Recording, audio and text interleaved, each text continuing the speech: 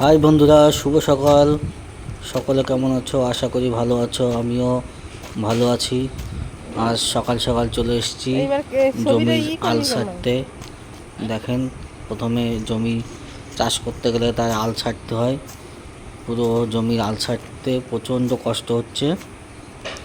আপনারা সঙ্গে থাকুন, দেখেন চাষের পদ্ধতি, চাষ কিভাবে করতে হয়, কত কষ্ট করে চাষিরা চাষ করে ফসল ফলায়।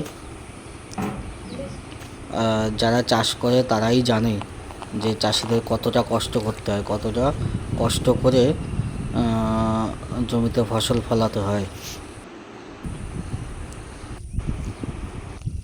অথচ এই কষ্টের পরেও চাষিরা ফসলের ঠিকঠাক মতো দাম পায় না। সকলে চাষিদের নিয়ে কথা ভাবে বলে, কিন্তু আদৌ তারা চাষিদের নিয়ে কিছুই ভাবে না। প্রচণ্ড কষ্ট হয়ে গেছে, আলগুলো জমির ছাটা হয়ে গেছে। এখন বাড়িতে যাব। সম্পূর্ণ জমির আল আমি ছেটে দিয়েছি।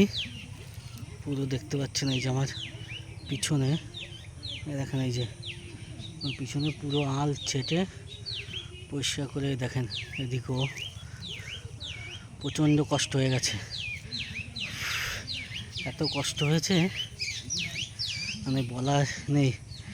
যারা মাঠে কাজ করে তারা জানে যে জমিতে কাজ করতে, মাঠে কাজ করতে কি কষ্ট হয়। তারপরে এই কোদাল কোপানো দেখতে পাচ্ছেন। এই দেখেন, এই যে পুরো জমির আল ছেটে চারিদিকে একদম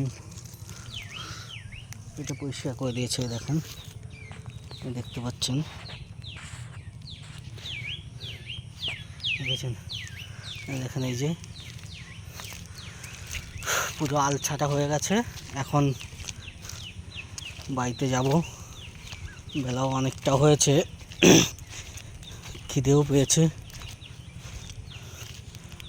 খাবার খেতে হবে। খেয়ে আবার এই আল কাটা হয়ে গেছে, আর একটা জমিতে আল আগেই ছাটা হয়ে গেছে, ওই জমিটা কলাস দিতে হবে। এই দেখেন, দেখতে পাচ্ছেন সম্পূর্ণ জমি। এই চারিদিকে আমাদের মাঠ চাষ হয়ে গেছে, কোনো কোনো জমি বাকি আছে, আবার কোনো কোনো জমিতে ধান লাগিয়ে দিয়েছে। দেখতে পাচ্ছেন, প্রচুর চাষিদের প্রচুর কষ্ট করতে হয়।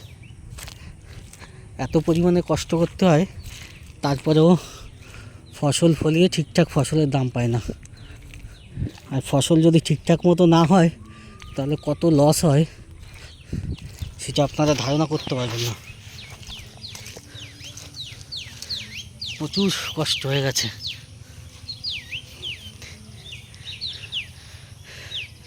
ঘাম বেরিয়ে গেছে কষ্টের ইসে।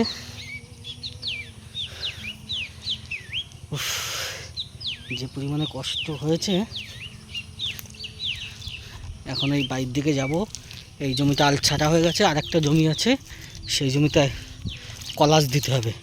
এই আল ছাটার পরে আবার জমিতে যাতে জল থাকে তার জন্য আলের সাইড দিয়ে মাটি দিতে হয়, ওটাকে কলাস দেওয়া বলে। আলে মাটি দিতে হবে। আপনারা সঙ্গে থাকুন, কৃষি পরিবারের সঙ্গে থাকুন, দেখুন কৃষি চাষ পদ্ধতি, কৃষি চাষ কীভাবে করা হয়। প্রচণ্ড কষ্ট হচ্ছে বন্ধু, কথা বলতে পারছি না, বুঝতে পারছেন আপনারা। রাখি, আপনারা আমার সঙ্গে থাকুন, ভালো থাকবেন।